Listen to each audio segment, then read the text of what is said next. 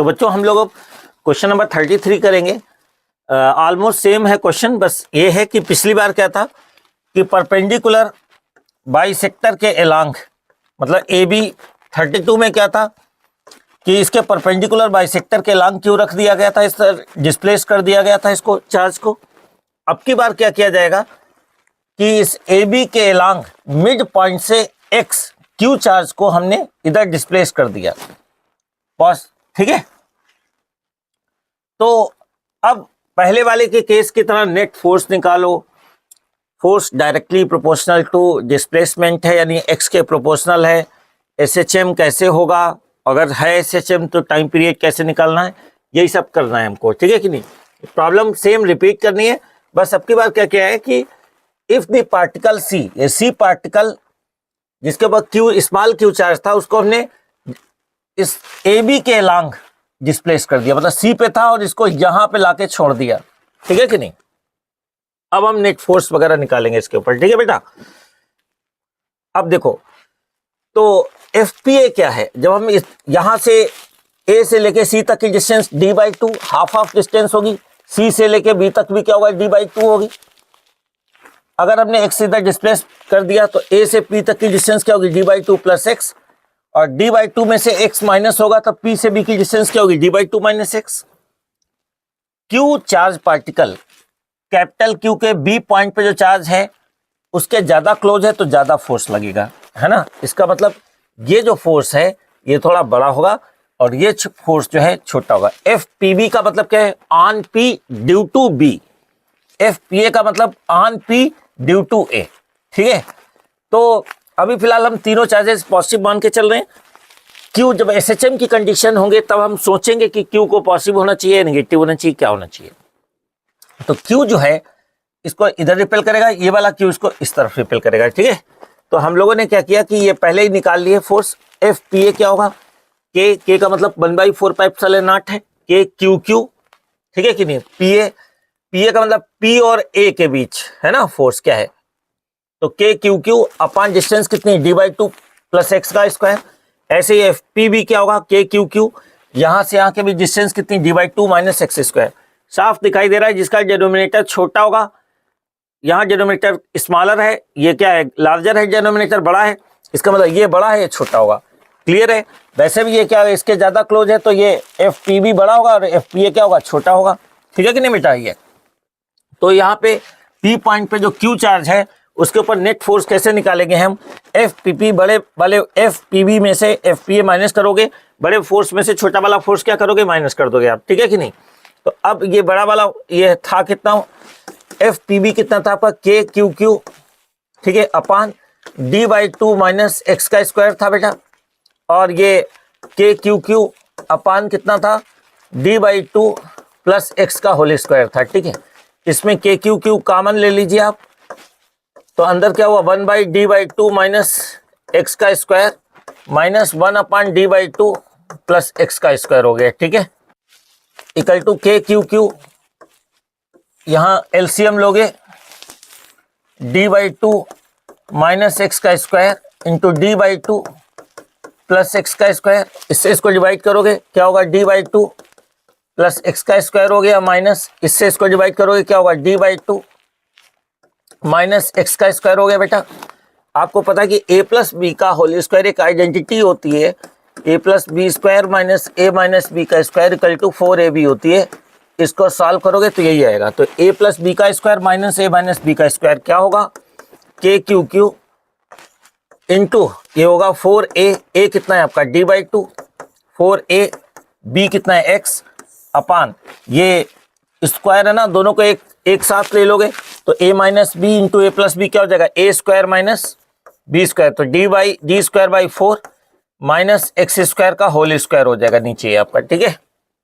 कैसे कि d/2 minus x का square into d/2 plus x का स्क्वायर करोगे तो ये d/2 minus x into d/2 plus x, ये पूरा दोनों को एक साथ ऐसे कर दो, एक साथ लेके पूरे पे स्क्वायर लगा दो, a minus B into A plus B है तो क्या होगा d square by 4 minus x square का होल स्क्वायर हो गया आपका, ठीक है। तो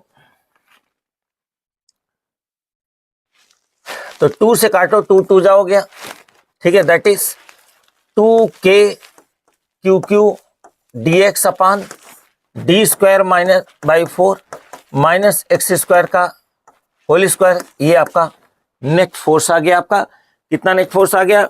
QQ dx 2 से, अब k की वैल्यू अगर हम निकाल दें कितना, 2QQ dx है बेटा, और ये k की वैल्यू क्या होगी 4 पाई एप्सिलॉन नॉट डाल दोगे अगर आप, तो D square by 4 minus x square का होल स्क्वायर, 2 से काटोगे 2, तो F इक्वल टू कितना हो गया आपका QQ dx upon 2 pi epsilon not D square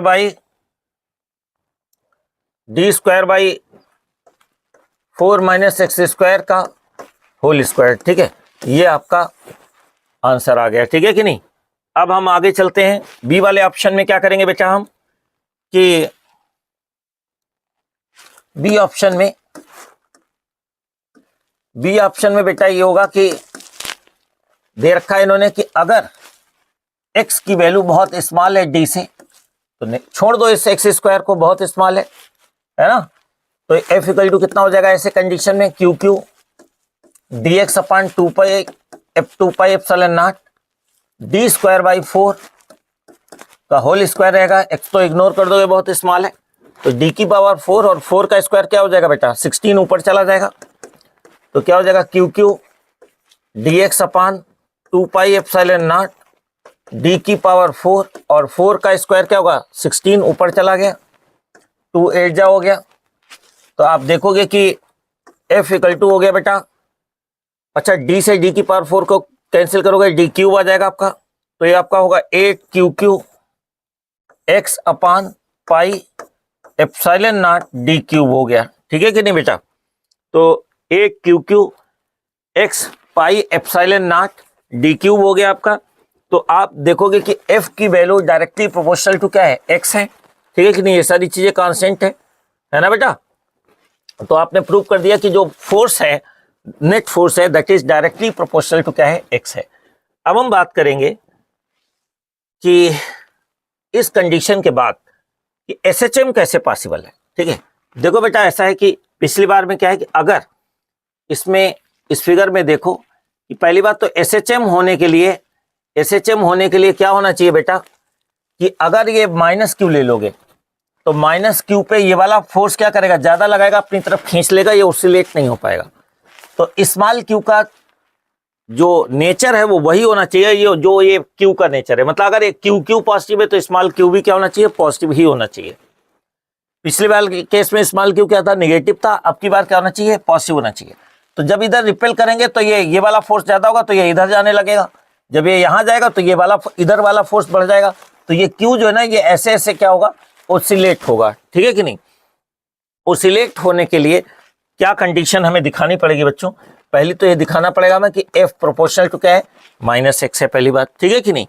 और फिर हम जब ये प्रूव कर देंगे तो इससे पता चलेगा कि SHM है, इसके बाद हम टाइम पीरियड निकालेंगे हम, ठीक है।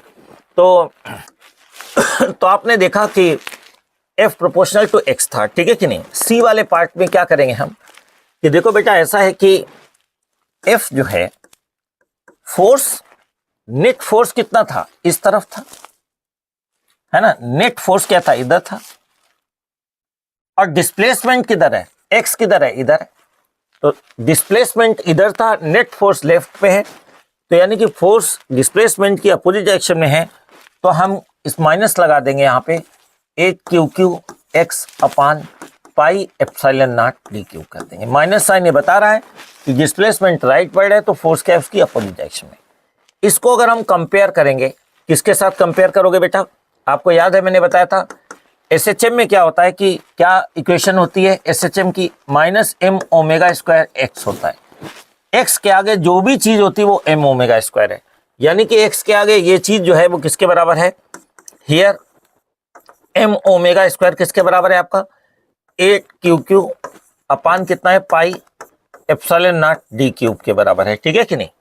तो हम क्या करेंगे,